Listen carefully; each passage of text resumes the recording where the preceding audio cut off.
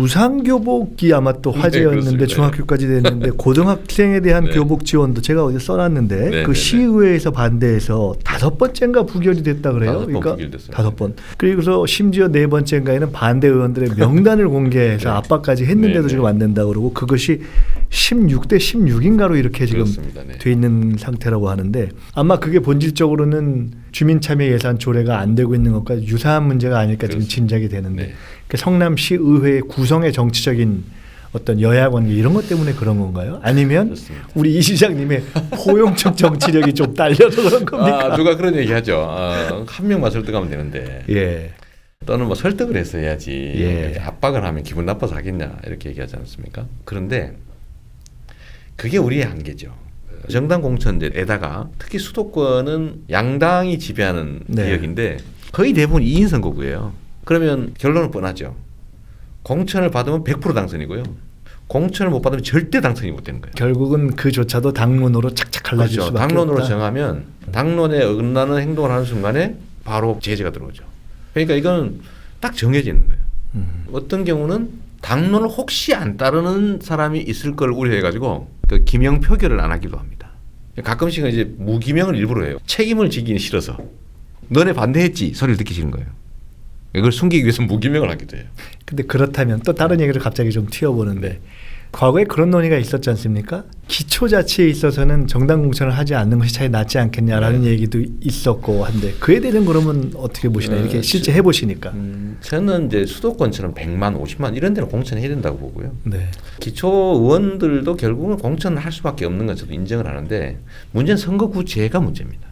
기초 의원들 입장에서도 시민들의 눈치를 봐야 한다면 민의에 어긋난 행동을 하기 어렵죠. 그렇다면 기초 선거에서도 사실상 그냥 당이 공천하면 되게 돼 있는 시스템 아닙니까? 어떤 방식으로 하는 게 더 합리적인? 전 차라리 1인 선거구로 되돌아가든지 아니면 3, 4인 선거구로 바꿔야 된다고 생각하죠. 네, 지금은 그냥 2인 아예 선거구라서 메이저 정당들의 그냥 동반 당선 그렇습니다. 보장이기 때문에 100% 예. 예외가 없습니다. 네. 2인 선거구는 무조건 1, 2당이 되는 거죠. 제가 예외를 본 일이 없어요. 네. 단 한 건도. 그렇죠. 예. 그게 이제 몇 년 동안 쌓이면서 몇 해 동안 쌓이면서 확신이 된 겁니다. 아무리 학부모 운영위원회니 뭐 학부모들이 반발하고 시민들이 욕을 해도 자기가 살 수 있는 길은 공천 받는 거예요.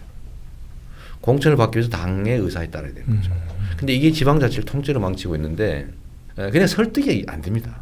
결정하면 끝이에요. 최근에 이제 개헌을 둘러싸고 중앙에서의 어떤 국회 선거구제 논의도 되고 있는데 우리가 대비해서 예상해 본다면은 중앙 정치도 그런 식의 동반 당선 시스템으로 되면 어떤 문제가 될까를 예상할 수 있는 대목이네요. 네. 왜 타협을 못 하느냐? 저도 네. 우아하게 타협해서 하고 싶죠. 그림 좋지 않습니까? 사진도 딱 찍고. 아 이거 하는 명만 좀 어떻게 해보시지. 아니, 그게 일단 당론이나 아까 예. 공천 시스템 때문에 불가능하고요. 네, 왜냐하면 그것 자체가 바로 배제를 의미하기 때문에. 두 번째는 이제 경험이죠. 시민의 힘을 믿고 가는 거죠. 제가 처음에 시장이 됐을 때 그때도 이제 그 소위 여소야대였거든요. 그러니까 다 부결이에요. 다 삭감. 그런데 제가 이제 민선 5기 첫 제가 임기를 마칠 때 공약 이행률 96%인데 네. 그거를 실제 제가 약속한 다 했어요. 네. 어떻게 했느냐면은 처음엔 당연히 다 부결 삭감이죠. 왜냐하면 제가 공약을 하려고 했는데 당연히 못하게 막을 거 아닙니까? 예. 그런데 그때 제가 시민들하고 연대를 해서 압박을 했죠. 시민들한테 이거 알리고 이런 거 하려는데 누구가 막는다 알리고 그럼 뭐 학부모들이 막 시위하고 하다못해 뭐 노인회가 새누리당 중앙당 사람 막 쳐들어오고 이러면서 뭐 기업 유치도 하고 교육 지원 사업도 하고 뭐 복지 지출도 했는데 결국은 시민들의 힘에 의하지 않으면 아무것도 할 수 없었던 거예요. 그래서 제가 이제 확신을 한 거죠. 얼마 전에도 그런 게 있었죠. 시민들이 제일 좋아하는 시설이 성남시에서는 겨울철 스케이트장입니다. 시청자 안에 한 10몇만 명이 와요. 예. 왜냐하면 1,000원만 내면 뭐 온 가족이 하루 종일 놀 수 있으니까. 그게 시청사 안에. 시청사 안에 있어요. 왜냐면 주차장이 좋고 워낙 넓으니까. 네.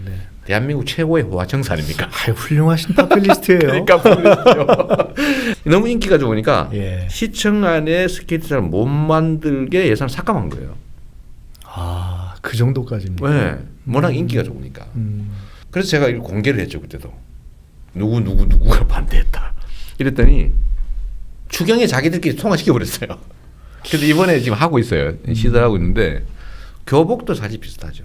교육 지원 사업도 그랬고 기업 유치도 한 1년쯤 부결되고 삭감되다가 통과되고 거의 대부분의 정책이 그랬는데 그 과정에 주민들이 조직되는 거죠. 조금 다른 얘기입니다만 지금 사실 중앙 정치가 이 정부가 네. 여소야대의 상황 속에서 이제 문제를 풀어가고 있지 않습니까? 네. 그렇지만 대통령과 정부의 인기는 높고 네. 예를 들어 박근혜 대통령 네. 시절에 대통령이 직접 찍어서 내리누르고 시의회에서는 전국에서 다 통과된 것도 통과가 안 되는 그런 상황에 네. 별로 좋지 않은 환경인데도 네. 주민 만족도 80%를 네. 실행해온 그 정치적 경험을 현재의 정국에 대비해 본다면 결국 국민의힘을 믿고 맞습니다. 이걸 너무 이렇게 정치공학으로 바라보는 것이 안 네. 좋다 이렇게 그러면 생각하시겠네요. 그렇습니다. 저는 문재인 정부 아주 잘하고 있다고 보는 것이요. 소위 적폐청산, 네. 불합리한 구조를 정비하는 일이 정말로 시급하고 또 거기는 당연히 저항이 따릅니다. 근데 네. 과거 우리 민주정부에서는 그 저항이 극심해지면 양보했었거든요. 화해와 용서, 포용, 타협 이런 이름으로. 근데 그러다 보니까 이 소위 이제 적폐 세력, 예를 들면 불합리한 구조에서 부당한 이익을 보는 집단들이 그냥 계속 살아남았던 거예요. 네. 그리고 살아남을 수 있다는 확신을 준 거죠. 부정한 행위를 계속 저지른 겁니다. 정치 권력이 있으면 책임도 면할 수 있다. 나중에도. 이게 확신이 됐던 것 같아요. 국가 운영을 마치 구멍가게보다도 못하게 한 거 아닙니까? 막 써버리고 예산의 개념도 없고 뭐 쓰면 그만이고 그래서 권력 남용하고 황당하게. 이번에는 정리를 한번 해야죠. 근데 여기에 또 저항이 따르지 않습니까? 극렬하잖아요. 이럴 때 저는 국민을 믿고 원칙과 정도에 따라 그냥 쭉 가야 됩니다. 양보한다고 좋아지지 않아요. 아 우리가 양보받고 타협했으니까 뭐 협조하자 이러지 않는다는 거죠. 더 심하게 요구하고 더 심하게 발목 잡고. 제가 지금 더 기억나는 심하게 것이 지난 대선 경선 때 대연정을 둘러싼 뭐 여러 가지 논쟁이 있었어요. 아 저것은 아마 우리 이 시장님이 꿰뚫어 보시는 것일 것이다라고 네. 생각했던 대목이 뭐냐면 초기에는 대통령이 할 수 있는 일 중심으로 네. 행정명령을 하든지 뭐 등등 네, 그 해서 말씀 제가 드렸습니다. 뚫고 가야 된다라는 네, 네. 말씀을 하신 적이 있었습니다. 현실은 결국은 혼합적으로 됐죠. 네. 법도 통과시키고 법이 안 되더라도 이렇게 국민의 네. 지지로 가는 것인데 하여간 그렇게 해서라도 지금은 국민을 믿고 가는 것이 맞다. 그리고 맞습니다. 그것이 현재는 어느 정도 그 기조가 현실에서도 반영이 되고 있는 것 같습니다. 일부 이제 얘기 중에 이제 이런 얘기가 있죠. 사람보다는 시스템 이런 얘기 많이 하면서 이제 시스템을 만드는 일에 집중해야 된다. 또 사람에 너무 집중하지 마라 이런 얘기들이 좀 있어요. 안철수 대표도 그런 얘기 했더라고요. 근데 저는 반대로 생각하죠. 사실 우리가 가지고 있는 시스템들은 그건 고상한 얘기다. 나름 괜찮아요. 문제는 그것이 전혀 작동하지 않는다는 거죠. 오히려 사람이 핵심이다. 그 시스템들을 망치고 있잖아요. 엉터리로 만들어진 시스템은 없습니다. 근데 다만 시스템만 보면 다 뭐 괜찮아요. 그럴싸하죠. 그럴싸해요. 문제는 그 시스템을 작동시킨 사람들의 문제죠. 네. 예를 들면 그걸 악용하자면 끝이 없는 것이고요. 네. 선용하자고 하면 얼마든지 할 수 있는 거죠. 저는 입법에 너무 지나치게 매달려서 시간 낭비를 안 하면 좋겠다 이런 생각하고 있는 겁니다. 저들이 바라는 거예요. 왜냐하면 발목을 잡는 거는 저들의 전매 특허인데다가 저들이 할 수 있는 최대치거든요. 근데 거기에 매달려서 그 발목을 좀 어떻게 해보려고 타협하는 순간에 저들의 요구를 들어줘야 되고 그럼 결국 우리가 할 수 있는 일을 계속 후퇴하게 돼요. 다시 또 이제 지역으로 한번 가보죠. 아까 80%의 만족도 말씀하셨는데 아마 그 중에 상당히 중요한 기여를 한 것이 아닐까 싶은데 네. 제목이 이렇게 되어 있군요. 2017년 올해의 정책 분야 브랜드 대상이라는 것을 청년 배당 정책으로 네네. 저는 놀랐어요, 받으셨어요. 사실은. 예. 아유 축하드립니다. 근데 저는 기대 별로 안 했는데 아, 이게 그래요? 전국의 모든 뭐 브랜드 정책, 예를 들면 경기도의 따복 공동체, 뭐 서울의 무슨 정책 뭐 네, 다 네. 했는데 저희가 여기에 선정이 됐어요. 한번 그게 조금 더 구체적으로 어떤 건지 설명 좀 해주시겠어요? 이게 심사를 해서 된 게 아니라요. 네. 투표를 했습니다. 아니 그러니까 청년 배당 정책에 네. 대해서 아예. 공장에 선정된 1등이다 그 얘기를 하는 거죠. 원래 제가 그거는 원래 제가 빨대 해드려야 전문이에요. 빨대 전문. 청년 배당은 사실은 여러 가지 상징적 의미가 있어서 그렇습니다. 네. 기본소득하고도 한계가 있고요. 네. 복지의 새로운 형태라는 개념도 있고 또 청년 정책이라는 측면도 있고요. 또 거기다 예를 들면 지역 화폐라는 것까지 결합되는 바람에 네. 이게 아주 복합적으로 여러 가지를 안고 있죠. 성남시에 사는 3년 이상 거주한 24세에게 1년 예. 동안 예. 100만 원을 성남 지역 화폐로 주는 거예요. 네. 근데 얼마 안 되잖아요, 100만 원. 이제 초기에 저런 거 주면 청년이 게을러진다 이런 소리 했는데 제가 그랬죠. 100만 원 받고 너는 게을러질래. 이런 얘기 한번 했었죠. 근데 이 100만 원 정도를 지급했는데 이게 반향이 너무 컸던 겁니다. 네. 이유는 자격을 심사하지 않았다는 거예요. 실제 수혜자가 얼마나 됐던가요? 10,000명 정도입니다. 10,000명. 네, 10,000명 정도고요. 10,000명이라 되는 어마어마한 숫자가 새로운 경험을 한 거죠. 그렇죠. 예. 근데 그게 이제 10,000명만이 아니라 10,000명의 친구들과 선후배들이 예. 전국에서 공감하게 됐죠. 대상자를 심사하지 않고 네. 또는 직업의 유무, 소득, 자산의 뭐 다과 이런 거 가리지 않고 무조건 일정 연령이 되면 지급한다. 라고 하는 것 때문에 이제 기본소득이라는 요소가 있는 거예요. 원리상으로는 기본소득과 일맥상통하는 대목이 있고 그렇죠. 예. 적용에 있어서는 지역화폐라는 것을 적용해서 그건 상당히 지역화폐. 창조적인 그렇죠. 적용이었다고 네, 볼 수 네. 있는 거 아닙니까? 이런 깨알 홍보를 제가 해드립니다. 아 그래요. 그래서 이제 문재인 정부에서도 이제 아동수당을 예. 도입할 때 차별하지 말자, 심사하지 말자. 그리고 이걸 가능하면 지역화폐로 지급하자고 지금 정책 방향을 정했습니다. 왜 부자 청년에게도 주느냐라는 얘기를 하면서 반론이 있었고요. 박근혜 정부에서 자기들이 작성한 국무회의 자료에 의하면 무슨 수를 써서라도 막아야 돼요. 아, 네. 공식 문서상. 예. 극렬한 저항에 저희가 부딪혔는데도 그냥 강행했죠. 만경필 지사가 금지 소송도 하고 대법원에. 왜 그렇게까지 했습니까, 남지사는? 제가 당시에 듣기로는 남지사 측과 우리가 이제 우회적으로 많이 접촉을 했어요. 제가 좀 네. 직접 만나기도 했고 예. 이게 나중에 상당히 정치적 부담이 될 수가 있는데 하지 마시라고 저희가 부탁을 했죠. 결국은 뭐 박근혜 정부 새누리당의 의지가 워낙 강하니까 뭐 그 소송까지 간 거. 데에는 남지사가 꼭 본인의 적극성은 아닐 수도 있다 이렇게 저는 보시는 아니었다고 거군요. 보죠. 왜냐하면 그게 문제가 있었다면 청년 배당을 하는 조례가 통과됐을 때 도에서 제동을 걸었어야 됩니다. 근데 그 조례는 통과될 때 아무 말이 없었어요, 도에서. 그리고 예산이 통과되고 나니까 정부에서 청와대에서 난리가 났고 김무성 대표가 최고위원회의에서 공식적으로 막 문제 제기했고 하니까 그 다음에 갑자기 예산 부분 소송이 들어온 거예요. 조례는 놔두고 예산은 소송을 청와대가 언급한 직후에 그걸로 봤을 때는 뭐 별로 하고 싶지 않은 걸 했다라고 저는 생각하죠. 남지사 얘기가 나왔으니까 말씀인데 그 남지사가 최근에 뭐 청년 정책 뭐 이렇게 네. 관련한 지금 청년 배당과 뭐 어떤 차이가 있습니까? 역시 심사를 해서 소수에게 지급하죠. 아, 심사냐 아니냐. 네네. 네. 그리고 일종의 보편이냐 선별이냐는 그렇습니다. 그런 차이인가요? 근데 제가 이제 하나 놀라운 사실은 청년 연금을 주로 제가 문제 삼은 거예요. 다른 거야 뭐 네. 청년들에게 소액에 몇백만 원 뭐 이런 정도 지원해 주는 거야 얼마든지 있을 수 있는데 선별해도 상관없죠. 그건 그런 정책이 또 가치가 있으니까요. 모든 복지 정책이 반드시 보편적이 된다. 반드시 선별이 된다. 이거는 사실 도구마죠. 선별이 필요한 영역이 있고 보편적으로 지급할 영역이 또 있는 거죠. 뭐 다양한 예. 거죠. 예. 그런데 그 중에 청년연금이라고 하는 게 네. 1억을 만들어 주는데 경기도가 절반을 대준다는 거예요. 근데 문제는 10,000명을 대상으로 하고 10년 동안 지원해 주는 겁니다. 근데 그 10,000명을 1년 한 번 하고 끝이에요. 아 그건 남지사의 경기도의 정책 공약이 정책이 그렇습니다. 정책이란 상당한 다수가 정당한 정도의 지속적인 어느 혜택을 받아야 정도는 되죠. 예측을 하면서 그렇죠. 아, 네. 내가 이걸 통해서 나의 생활 방식을 바꿀 수 네, 있다는 그렇습니다. 예측 가능성이 있어야죠. 그런데 경기도의 300만 청년 중에서 1억 연금을 만드는 그 정책의 수혜자는 10,000명이에요. 그게 0.3%입니다. 그러니까 너무 적어요. 정책의 보편성에 반하죠. 특정 소수만 혜택을 보는 거죠. 예. 금액이 너무 많아요. 1인당 현금으로 3,600만 원을 도예산으로 지원하겠다는 건데 0.3%에게 3,600만 원씩 옳지 않죠. 세 번째는 정책이 지속성이 있어야 되는데 내년에 한 번 하고 끝내겠다는 거예요. 내년에 선발한다면 효율성이라는 면에서도 좀 떨어지는 것 같고. 그렇죠. 그래서 제가 이 문제를 지적한 거죠. 지속성이 예. 없다, 일회적이다. 그다음에 너무 과다하다. 예. 너무 대상자가 소수로 특정돼 있다. 그래서 제가 타기 특혜다 이거는 정책이 아니라 이렇게 이제 제가 한 사람에게 1년에 3,600만 네. 원이 1년이 아니죠. 10년 동안. 10년 동안. 네. 매칭으로 30만 원 내면 30만 원 이렇게 네. 매칭으로 네. 지원해 주는 네. 거예요. 10년 동안 지원해 주는 거니까 3,600만 원이죠. 1인당. 제가 그 지적을 했는데 저는 뭐 청년들에 대한 관심 또 청년들을 위한 지원 정책 이런 거 좋다고 생각하죠. 근데 그것도 정도가 있다.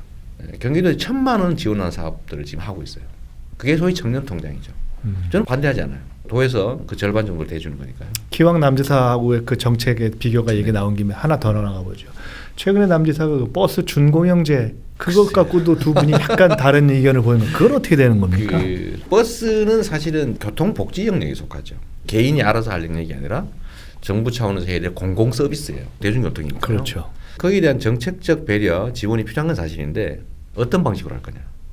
완전 공영제를 할 거냐? 민영으로 할 거냐? 아니면 중간쯤 되는 방식으로 할 거냐? 저는 이제 준공영제를 통해서 공영제로 가는 게 맞다고 생각해요. 준공영제 자체는 좀 반대하잖아요. 버스 업체에 지원해 줄 수도 있어요. 문제는 지원을 하면 그에 상응하는 공적 책임을 담보해야 되거든요. 네. 근데 지금 경기도가 하는 거는 그냥 퍼주는 거예요. 그냥 버스 회사 그냥 대주는 거예요. 계속 손해 안 보게. 그러면 버스 회사들은 비용은 당연히 보존되고 일정한 이익도 경기도가 보존을 해주는데 노선의 면허권 영원히 가지고 있어요. 그럼 이게 황금말을 낳는 영생불멸의 거위가 되는 겁니다. 그 모든 비용을 도가 부담하죠. 다음 대책이 없어요. 공공에서 예산을 대주면 그건 오히려 버스 회사들에 대한 오히려 특혜죠. 과도한 특혜 그래서 제가 측면이 이건 퍼주기다. 버스판 4대강이다. 여기서 딴 데서 들어본 것 같은 용어가 지금 퍼주기가 그래서 제가 퍼주기 준공영제, 사실 엉터리 준공영제를 하지 말고 제대로 준공영제를 하자. 거기서의 퍼주기가 근데 문제는 도민이나 주민 이게 아니라 버스 버스 회사에 대한 퍼주기라는 그렇습니다. 점에 문제가 있군요. 예를 들면 이거 지원을 하면 어느 정도 기업 공적, 퍼주기다 그렇죠. 이렇게 되네요. 공적 통제가 있어야 되는데 그냥 주기만 하는 거죠. 그것도 전부가 아니라 일부 광역버스만. 네. 회사 안에 광역버스 운전하는 운전사하고 그 외의 버스 기사들이 차별을 받게 돼요. 노노 갈등의 원인이 되죠.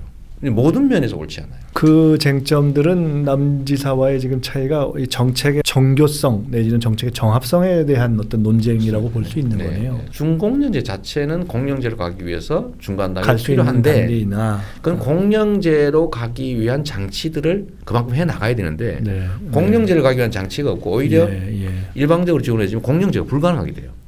왜냐하면 적자나는 버스에 법적으로 지원을 시작하면 그 버스들의 권리금, 영업이익이 늘어나게 되고 그러면 그거를 정부가 매입할 때 엄청난 대가를 지불해야 되는 거죠. 근데 이런 보장 장치를 만들고 해야 되는데 그게 전혀 없어요. 그래서 제가 정책적 논쟁으로는 이제 그 얘기를 했는데 얼마 안 있다가 국회에서 토론회도 있습니다. 네. 네. 조금 포괄적인 목지 철학의 문제를 조금 여쭤보고 싶은데 곧 넘어가기 전에 성남에 관련된 거 마지막으로 하나만 더. 성남시 의료원이 네. 많이 관심이 있었던 주제 아닙니까? 그렇습니다. 근데 지금 2018년에 개원을 목표로 이제 공사가 진행 중인 것으로 알고 있는데 홍준표 대표 얘기도 언뜻 나왔지만 홍준표 대표 네. 생각하면 지사 때 그 네. 의료원 진주 의료원 문제가 폐쇄. 네. 있었지 않습니까? 이슈가 이 공공의료원에 대해서 그 문제를 쭉 이렇게 다뤄보시면서 이해가 깊어지셨을 것 같아요. 네. 공공의료원의 역할이랄까 비전이랄까 그 부분에 대해서 어떻게 생각하시는가요? 저는 정치를 하게 된 직접적 계기 이유가 사실 공공의료 문제였습니다. 네. 제가 시민운동을 하다가 공공의료를 좀 확대해야 된다라고 해서 이제 시립의료원 설립운동을 시작했는데 근데 그것 때문에 제가 이제 또 수배가 됐죠. 전과가 생겼는데 그때 수배돼서 제가 낸 결론이 공공의료를 확보하기 위해서는 민간 영역에서 이제 운동해서 될 일이 아니라 직접 우리가 정치 행정 권력을 가져야 되겠다고 이제 출마를 열심히 하게 되고 정치인으로 변신하게 됐죠. 저는 우리 국민들의 이제 소득 수준, 삶의 수준이 올라가면서 제일 관심 있는 영역이 건강, 다음으로 교육, 안전 이렇게 본 거예요. 네. 건강에 대한 관심들이 워낙 이제 높아지는데 공공의료라고 하는 게 사실 대한민국 너무 취약해요. 그렇죠. 의식주보다도 어쩌면 더 중요한 게 건강 문제가 됐는데 이 오래 건강- 살게 되면서 점점 더 그렇죠. 그렇습니다. 예. 이제는. 누가 이제 의식주 문제를 예. 뭐 주 문제는 그렇지만 의식 문제 거의 걱정하지 어느 정도는 않잖아요. 해결돼야 하니까. 근데 건강 문제는 사실은 완전 민간 영역에 맡겨져 있죠. 오로지 영리의 영역에 방치돼 있으니까 의료가 공공성을 띠는 게 아니라 돈벌이 수단이 돼버린 거예요. 과잉 진료, 과잉 처치, 과잉 수술 뭐 이런 것들이 많이 문제가 되지 않습니까? 뭐 예산 낭비도 되고. 공공 서비스 중에서도 제일 중요한 게 어쩌면 의료 서비스일 텐데 상당 정도를 공공 영역에서 커버해 줘야 뭐 민간 의료용도 발전할 뿐만 아니라 합리적 경쟁이 된다라고 해서 제가 그 얘기를 시작했고요. 아마 대한민국의 앞으로 주요 의제가 이제 안전 문제는 뭐 지금 워낙 얘기되고 기본적인 거니까 다음 단계로 아마 의료 건강 문제가 될 것 같아요. 의료 건강 문제가 네, 네. 대한민국의 중요한 주제가 될 것이다. 예.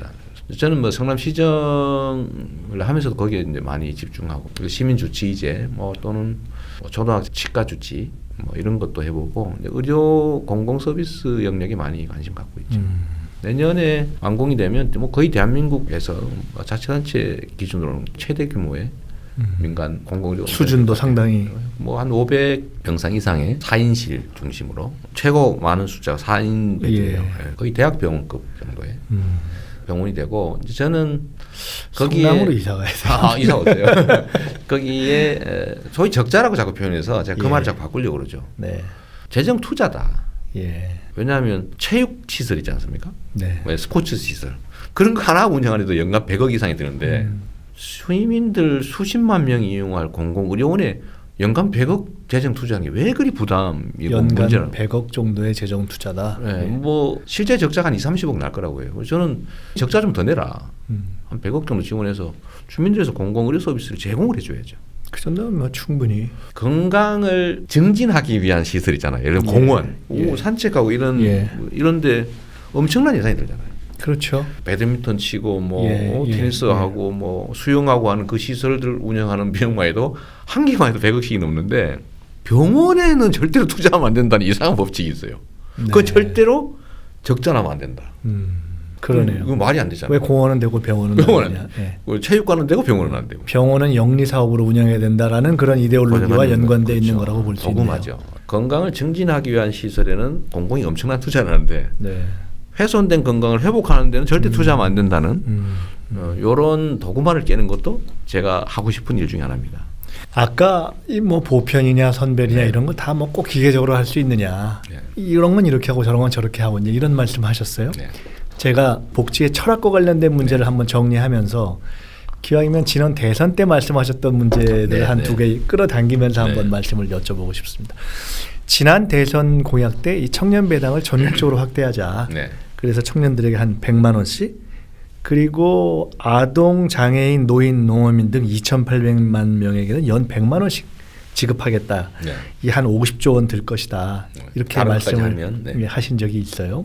이것이 여전히 현실적으로 지금 판단하시냐 이것과는 변론으로 하고 그렇게 하지 말고 아동과 장애인에게는 다 이렇게 균등하게 하는 것을 우리가 이해할 수 있는데 그렇지 않은 부분 아동과 장애인 외에 뭐 농어민이라든가 이런 부분에 대해서는 원래 말씀하셨던 그런 구상 말고 네. 소득에 따라서 좀 차등 지급하거나 하면 그렇게 역제한을 한다면 그거에 대해서 어떻게 평가를 하시겠습니까? 근데 평면적으로 보면 효율적인 것처럼 보이죠. 네. 복지를 좀 더 효율적으로 하자. 네. 가난한 사람 더 많이 도와주자. 예, 보통 이렇게 예. 말하면서 선별 복지를 합리화하는데요. 문제는 가난한 사람들에 집중해서 복지 지원을 하면 그 가난한 사람들은 거의 세금을 내지 않습니다.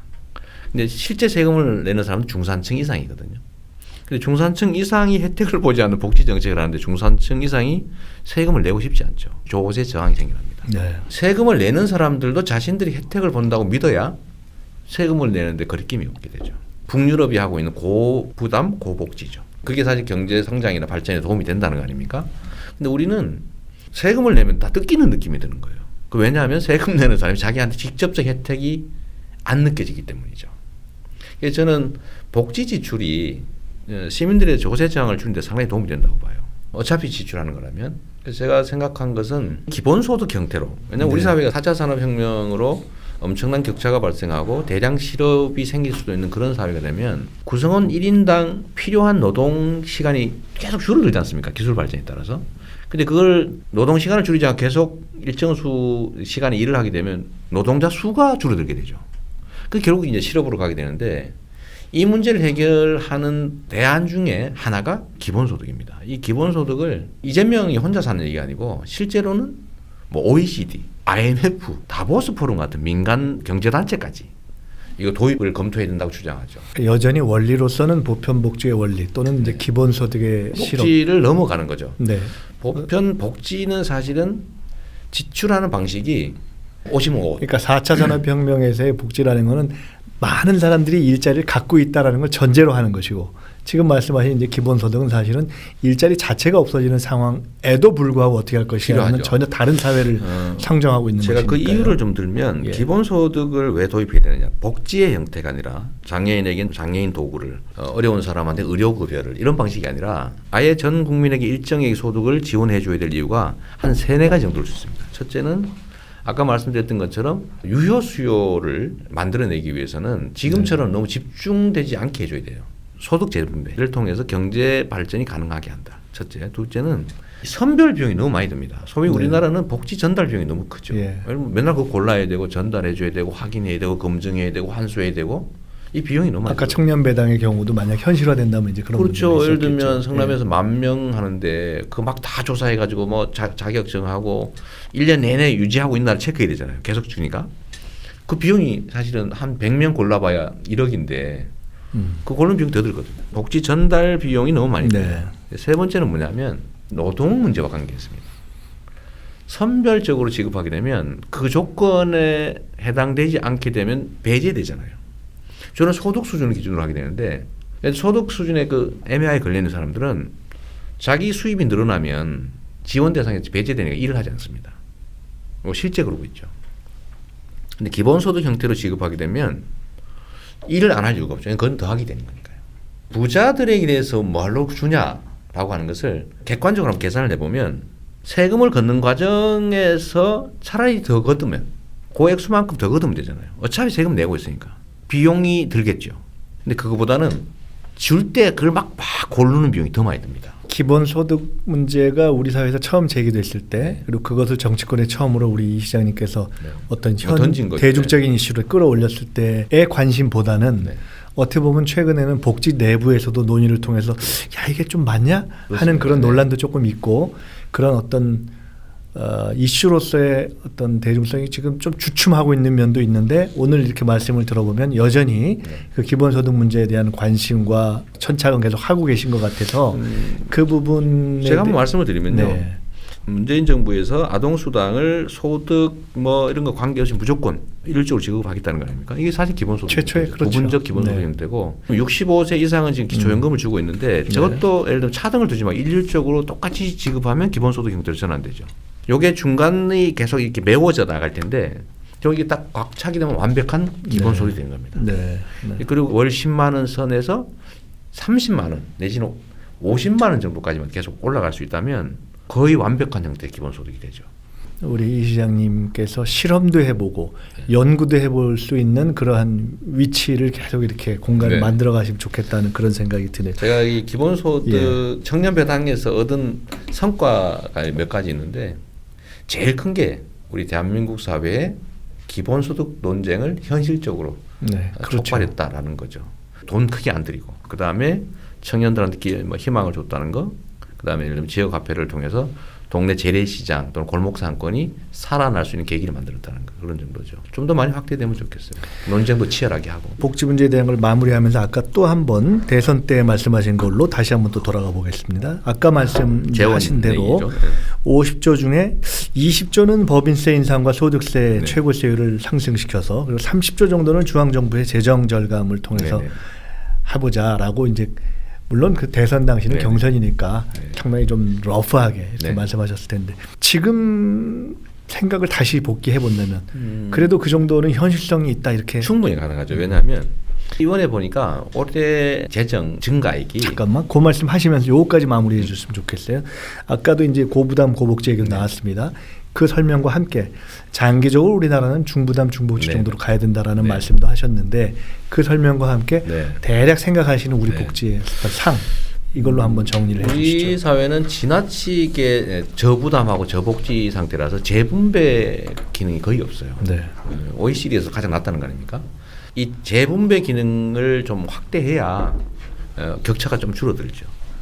그것을 통해서 유효수요, 구매력도 생겨나고 경제 성장 유지에도 도움이 되겠죠. 그래서 부담을 늘려야 되는데 저항이 심합니다. 왜냐하면 우리 국민들은 세금 내면 다 뺏겼다 이런 생각을 하거든요. 근데 이거를 저항을 줄이는 방법이 제가 하나 아이디어를 낸 게 예를 들면 우리가 부동산 보유세를 분명히 올려야 됩니다. 네. 너무 낮아요. 다른 자산에 대한 세금에 비해서. 근데 그냥 거두면 저항이 너무 심합니다. 다 저항하겠죠. 특별회계 같은 걸 만들어서 목적세 형태로 부동산 보유세 지금부터 증세되는 부분들은 전 국민에게 똑같이 나눠주겠다. 기본소득이죠. 적은 액수지만. 이러면 거의 대부분의 국민들은 세금을 내지 않고 받는 사람 또는 자기가 낸 것보다 훨씬 더 많이 받는 사람이죠. 자기가 낸 것보다 적게 받는 사람은 대한민국에 아마도 5% 미만일 겁니다. 네. 예, 그러니까 이렇게 한번 맛을 보면 세금 부담을 늘리는 것이 내 삶의 개선에 도움이 되는구나 이렇게 생각이 되죠. 그래서 유럽이나 이런 데 세금 올리면 좋아한다는 거 아닙니까? 대다수는. 내는 것보다 더 많이 받는 사람이 더 많으니까. 이제 우리도 이런 경험을 하나 할 필요가 있다는 측면에서 이제 점점 부담도 늘리고 혜택도 늘리고 해서 세금을 내는 게 손해가 아니다라는 게 좀 생겨나야죠. 근데 거기에 대전제가 있습니다. 정부가 부패하지 않아야죠. 그렇죠. 부패하지 않고 민주적이어야죠. 전 그런 방향으로 가면 북유럽 되고. 국가들은 정부에 대한 신뢰가 굉장히 엄청 높으니까 높죠. 그렇게 예. 이제 하는 예를 거죠. 들면 뭐 예. 총리가 뭐 걸어 출퇴근하고 뭐 이러니까요. 예. 예산 문제를 잠깐 얘기를 해보면 이번에 내년 예산서상 기존 예산 중에 조정한 게 11조 정도 됩니다. 저번 경선 때 예측한 바로는 자연 증가분을 한 18조 정도로 봤거든요. 네. 왜냐하면 2017년 예산도 한 18조 늘어났거든요. 이게 점점 더 늘어나고 있잖아요. 그 자연 증가분하고 지금 조정한 거 합치면 이미 28조를 넘어서 버렸죠. 29세 이하, 65세 이상, 장애인, 농어민 전부. 이게 2,800만 명인데 네. 이 2,800만 명에게 100만 원씩을 지급할 수는 28조는 이미 확보됐어요. 현 정부에서도. 증세 없이. 외세도 남죠. 그리고 또 한 가지는 이제 제가 하고 싶었던 것이 언젠가는 꼭 해야 된다고 생각하는데 누가 하든 간에 부동산 보유세를 목적세로 만들어서 기본소득 목적세 형태로 해서 지금 현재 내는 부동산 보유세가 너무 작아요. 자동차세는 1% 정도를 내거든요. 3천만 원짜리 차면 한 30만 원 낸단 말이에요. 그런데 부동산은 거의 안 내고 있어요. 우리나라의 제일 심각한 문제가 부동산 불로소득 아닙니까? 최근에 이제 추미애 대표도 지대개혁 지대 문제를 얘기 많이 제기하는 하시죠. 헬리 조지 제가 얘기도 100% 하고 동의했는데요. 저도 굉장히 중요한 네. 우리 사회의 제기라고 이 생각합니다. 불로소득이 국민총생산에서 차지하는 비중이 너무 높아요. 20%가 넘습니다 보니까. 1년에 한 3,400조씩 되거든요. 이런 황금알을 낳는 부동산에 대한 보유세는 0.23%에 불과해요. 네. 이거를 현재 2배를 올려도 자동차세의 절반밖에 안 됩니다. 2배로 올리면 한 10조 원 정도가 되거든요. 그냥 그걸 국민들한테 나눠주는 거죠. 목적세 형태로. 딴 데 안 쓴다. 그럼 국민들이 신뢰할 거 아닙니까? 이제 그런 방식으로 좀 증세를 할 필요가 있고 제가 50조 얘기를 했던 이거 말고도 예를 들면 뭐 고교 무상교육 한 2조 한 몇천억 뭐 이런 등등 뭐 군 뭐 예를 들면 뭐 하는데 뭐 이런 거 다 해서 50조 원 정도를 잡았던 건데요. 이미 이 정도 충분히 확보됐습니다. 그리고 이제 증세할 부분 20조 정도는 우리나라에 500억 이상 영업이익 내는 대기업이 440개가 있습니다. 근데 여기가 다 영업이익 내고 있어요. 왜냐하면 우리나라는 재벌 대기업 체제 아닙니까? 근데 여기 세금이 너무 낮아요.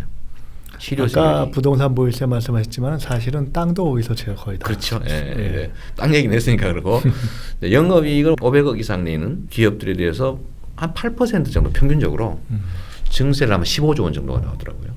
이명박 대통령 당시에 법인세 감세해 줬지 않습니까? 경제 활성화하라고, 투자 활성화하라고.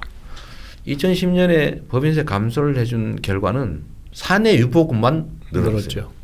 투자가 늘지 않는다는 거예요. 근데 사내 유보금만 자꾸 늘어나는데 이게 경제에 무슨 도움이 됩니까? 쌓기 대회를 하고 있는 거예요. 쌓이는 만큼 경제 현장의 흐름은 줄어들죠. 경제를 망치고 있는 거예요. 그 법인세들이 제대로 좀 내게 해서 경제 현장에 좀 흘러다니게 만드는 액수로 15조는 너무 적다는 거죠. 기업도 그런다고 죽지 않습니다. 1조 원 영업이익 내는데 800억 더 내는 건가요? 그죠? 1조 원 더 버는데 800억 세금 냈다고 회사 이상해지지 않거든요. 그러니까 회사 망한다 이런 얘기하는 사람도 있던데 세금은 영업이익이 나면 내는 거지 이익 안 나는데 세금 내지 않거든요. 예, 그것도 사실은 거의 사실이죠. 네. 그 정도 한 20조에다가 예산 조정되는 거 자연 증가분 하면 한 50조 정도 되면 그중에 28조 원 정도로 기본소득하고 토지 보유세는 별도로 목적세 형태로 해서 야 세금 내니까 나한테 삶이 개선되는 지난번 거라면 대선에서 교훈으로서 야 내가 되면 큰일 났었겠다 이렇게 말씀하셨는데 네. 만약 됐었다면 우리 사회는 핫한 논쟁이 지금 훨씬 더 그렇겠죠. 여러 가지가 있었겠죠. 근데 뭐 비난도 많았을 테고요. 저항도 심할 테고. 하지만 네. 저는 국민들의 수준을 믿습니다. 과거의 국민들은 모래알처럼 흩어진 개별적 인자들이었다면 이제는 스마트폰으로 무장한 엄청난 네트워크를 다 가지고 있는 1억 개의 눈과 귀, 5천만 개의 입을 가진 집단 지성을 가진 인격체로 변했다고 생각하죠. 그래서 믿고 그냥 하면 됩니다. 어떻습니까? 내년에 이제 지방선거인데 이게 그냥 통상적인 지방자치 선거만 아니라 워낙 여러 가지 의미를 부여할 수 있지 않습니까? 당의 입장에서는 사실은 전략을 어떻게 세울 거냐 하는 차원의 고민도 이제 해야 되는데 내년 지방선거에 실제 자치단체 장으로서 또 당 전체를 고민하는 사람으로서 또 국가에 대해서 이미 고민을 해본 분으로서 내년 지방선거의 가장 큰 주제와 담론, 아까 뭐 의료 건강 얘기도 하셨지만 주제와 담론이랄까 이거를 어떻게 좀 참고 말씀을 주실 수 있을까요? 뭐 담론이야 뭐 내년 지방선거라고 하는 걸 통해서 바뀌지는 않을 테고요. 저는 우리 사회의 제일 중요한 화두는 현재까지는 네. 공정사회 건설이라고 봅니다. 그 공정사회 건설의 대전제는 어째 적폐의 청산이고요. 농사를 지으려면 그 밭을 덮고 있는 과거의 쓰레기들 좀 걷어내야 농사를 지을 거 아닙니까? 그런 측면에서 공정사회 건설이라고 하는 그 현재 시대가 요구하는 과제는 여전히 유효할 것이라고 보고요. 다만 당면한 과제라고 한다면 저는 이제 민주당 당원이고 우리 사회를 합리적으로 좀 진보시켜야 된다고 믿는 사람이니까 네. 좀 문재인 정부가 개혁 동력을 계속 가질 수 있도록 하는 게 제일 중요한 것 같아요. 보통 선거가 이제 굴절되는 지점이잖아요. 갑자기 방향이 바뀌는 중요한 지점인데 현재의 개혁 동력을 유지하기 위해서는 지방선거에서 반드시 우리 민주 진영이 이겨야죠. 그게 제일 중요한 현실적 과제 같습니다. 네. 그렇게 해야 예를 들면 몇 년이라도 힘을 갖고 국민들에게 필요한 개혁 조치를 계속해 나갈 수 있겠죠. 개혁의 지속 네. 굉장히 중요한 면이에요. 그리고 저는 우리 사회가 많이 경험해봤던 것처럼 10년을 거쳐서 만들어낸 성과들도 한순간에 물거품이 될 수 있다는 걸 경험했잖아요. 그리고 그게 얼마나 고통스러운지 또 얼마나 우리 사회를 망가뜨리는지를 실제 경험한 사람들이기 때문에 정권 재창출 네. 이거 정말로 중요하고요. 저는 우리 사회가 정말로 진정한 의미의 보수와 진보가 경쟁하는 사회로 가야 된다고 생각해요. 네. 근데 지금은 사실 보수라고 불리는 집단들이 보수가 아니거든요. 네. 제가 남경필 지사께서 정치 보복이다 문재인 정부 네. 뭐 이런 얘기하길래 제가 딱 한마디 했어요. 패자에 대해서 정치 보복한다 이러길래 패자와 적패는 다르다. 네. 범죄 행위에 대해서 책임을 묻는 거를 경기에 진 사람에게 가하는 보복으로 치환을 하고 있는데 그건 정말로 잘못된 것이죠. 공정한 경기가 가능하도록 반칙 이런 거 하는 거에 대해서 제재하는 것이 온당한 일인데도 마치 그거를 보복으로 보는 거죠. 네. 그래서 우리의 과제는 이 현재 우리 사회의 불합리한 구조로 부당한 이익을 보는 부당한 이익을 누리는 그 집단들이 부당한 이익을 더 보지 못하게 해줘야 돼요. 그래야 국민들의 희망이 생기죠. 자원이 공정하게 배분되죠. 그래야 자원이 효율을 발휘하고 국가 전체적으로도 발전하고 또 경제도 좀 성장 발전하고요. 또 개인들은 꿈과 희망을 갖죠. 근데 이 과정이 5년으로 끝나지도 않을 것이고 또 5년에서 상당 성과를 내더라도 지금 현재 있는 저 엉터리 보수들, 보수의 팔을 쓴 부패 세력들, 이 부패 세력들이 다시 복권하면요 다시 그대로 되돌아가는 거죠. 최소한 몇 번은 집권해야 됩니까? 저는 몇 번이 중요한 게 아니라 그 소위 엉터리 보수들이 사라져야 되는 거죠. 사라져서 합리적 경쟁이 정상적인 가능하면 보수와 진보의 질서가 새로 만들어질 때까지는 한 번은 상관없는데 그 과정이 반드시 거쳐져야 된다. 그렇습니다. 우리 사회에서. 지금은 정상과 비정상, 부패와 정의가 경쟁하는 구도이기 때문에 청산돼야 되죠. 보수와 진보란 원래는 가는 길의 차이인 것뿐이죠. 보수와 진보의 우측으로 경쟁 갈까요? 구도가 아니라 정상과 부패, 청산 대상과의 어떤 역사적 부패, 과정을 겪고 있다. 상식과 비상식. 여기에 투쟁 관계인 거죠. 경쟁 관계가 아니라 길을 달리하는 방법을 달리하는 생각이 다를 뿐 지향하는 바는 동일한 선량한 집단 간의 경쟁. 소위 보수와 진보의 진정한 경쟁이 가능한 단계로 간다면 한 번 집권해도 상관은 없죠. 저는 뭐 정의당 집권하면 좋겠어요. 정상적인 협치라기보다는 그런 정상적인 협치의 토대를 만들기 위한 그렇습니다. 과도기다 이렇게 보시는 그래서 거죠. 현재도 최선을 다하고 있지만 그렇게 쉽지는 않을 것이고 저 뿌리가 얼마나 단단합니까? 해방 이후 친일 세력들, 또 거기 연결된 소위 반공 세력들, 또 쿠데타 세력들, 학살 세력들 다 사실 한 뿌리로 계속 이어져 왔는데 이게 예를 들면 한 번 정권을 잃었다고 해서 절대 사라지지 않죠. 아주 뿌리 깊게 우리 사회 곳곳에 박혀 있어서 저게 청산되려면 엄청난 용기와 결단과 실행력이 필요하죠. 아직도 가실 길이 멉니다마는 큰 틀에서 네. 역사에 어떤 정치인으로 남고 싶으십니까? 뭐 역사 제가 남겠습니까? 사실 전 제 인생에 대한 기록도 잘 아는 사람인데 그냥 그 현재 상태에서 가장 필요한 일을 치열하게 했던 한 사람으로 그냥 기억 안 돼도 좋습니다. 그렇게 남으면 좋겠어요. 치열이라는 단어가 제일 어울리는 것 네, 같습니다. 뭘 하더라도 치열하게. 가끔씩 너무 치열하게 해서 문제가 되긴 합니다. 자, 그럼 오늘은 여기까지 이렇게 말씀을 마칠까 합니다. 네. 지방자치와 관련해서 진보진영, 민주진영이 배출해낸 어떻게 보면 가장 대중적이고 그렇지만 가장 치열하고 또 새로운 실험을 제기했다는 점에서 굉장히 우리에게 큰 의미를 갖고 있는 소중한 감사합니다. 정치인이신 우리 이재명 시장님과 함께 우리가 지방자치에 대해서 말씀을 나눠봤습니다. 이제 말씀하셨던 것처럼 내년 지방선거는 개혁의 지속이라는 차원에서 또 가능하다면 좋은 개헌, 분권을 할 수 있는 좋은 개헌을 함께 이뤄낼 수 있는 계획이라는 차원에서 또 뭐 동네 민주주의, 생활 민주주의 이런 민주주의를 실현할 수 있다는 차원에서 또 우리 사회가 지속적으로 가는 어떤 새로운 가치, 좋은 가치를 확산시키는 계획이라는 차원에서 의미가 있는 것 같습니다. 그 과정에서 우리 이 시장님 또 계속 혁혁한 활동해 주시기 감사합니다. 바라고 오늘 지방자치에 대해 관심 있는 우리 시청자 여러분께 좋은 공부의 시간, 민주공대 교수 역할을 제대로 해주셔서 예. 감사드립니다. 감사합니다. 네, 고맙습니다.